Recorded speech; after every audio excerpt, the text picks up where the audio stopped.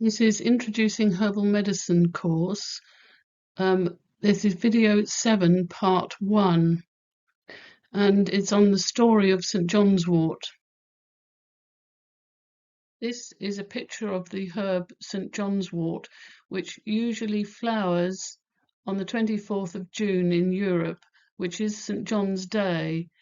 The flowering tops, that's the leaves and the flowers, are used as a medicine.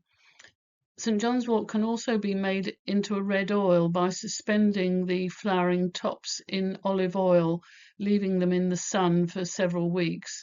Then a red oil emerges, and that can be used as an external application, particularly for viral problems like shingles, can be excellent.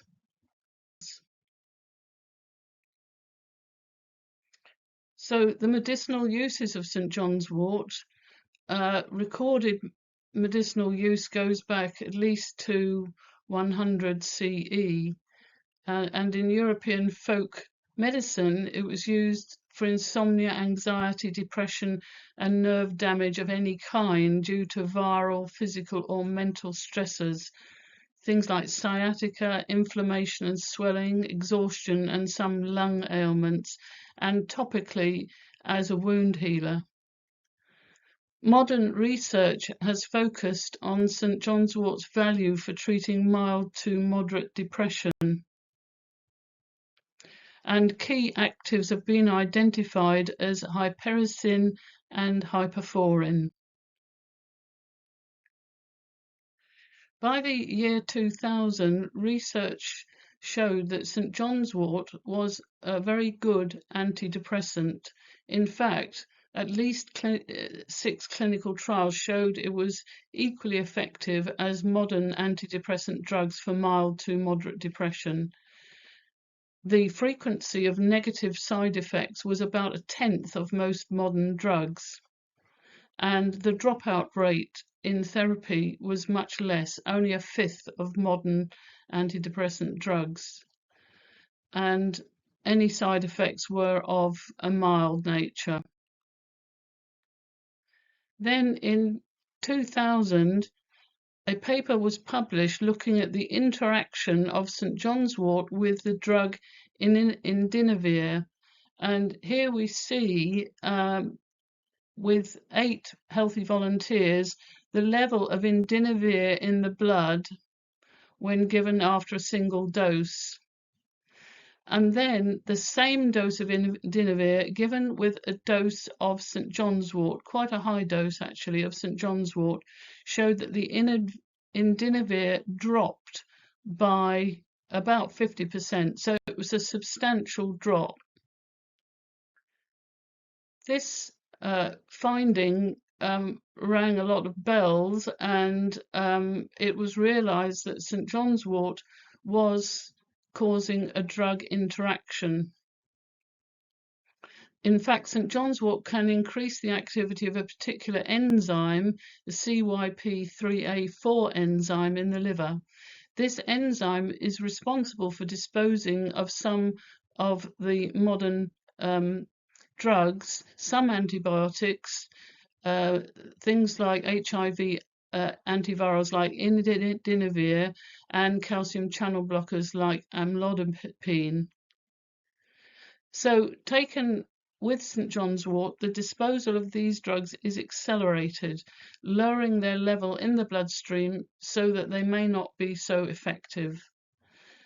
This evidence for a herb-drug interaction is an important contraindication for the use of St. John's wort with certain drugs. So since 2000, we've obviously got more information. In 2017, a meta-analysis putting all the data together of 27 randomized clinical trials confirmed that St. John's wort extract is comparable to modern antidepressant drugs in therapy for mild to moderate depression. However, St. John's wort is generally better tolerated than the drugs, and compliance is higher. Now, with our knowledge of which drugs are broken down by this CYP3A4 enzyme, we now know which drugs can or cannot be taken alongside the herb. And so this is great news, as it means that St. John's wort can still be used alongside a large number of drugs, and it can still be used as it is a herb with a lot of healing potential. So, in summary, St. John's wort has a long history of use as a medicine, especially for the nervous system. By the year 2000, at least 6 clinical trials showed the herb to be a very good antidepressant. And then in 2000, this research revealed that St. John's wort plus Indivanir could reduce the level of Indivanir in the bloodstream. And this was a clear interaction, and it was because St. John's wort increased CYP3A4 enzyme activity in the liver. And we now know that certain drugs are broken down by CYP3A4 and St. John's wort, with St. John's wort. St. John's wort can actually accelerate that. So knowing which drugs can or cannot be taken alongside St. John's wort means that many people can safely benefit from the outstanding healing powers of St. John's wort with many drugs that they are taking. So thank you very much for listening for this important example of herb-drug interaction. In the next video, I'll be looking at interactions in general. Thank you.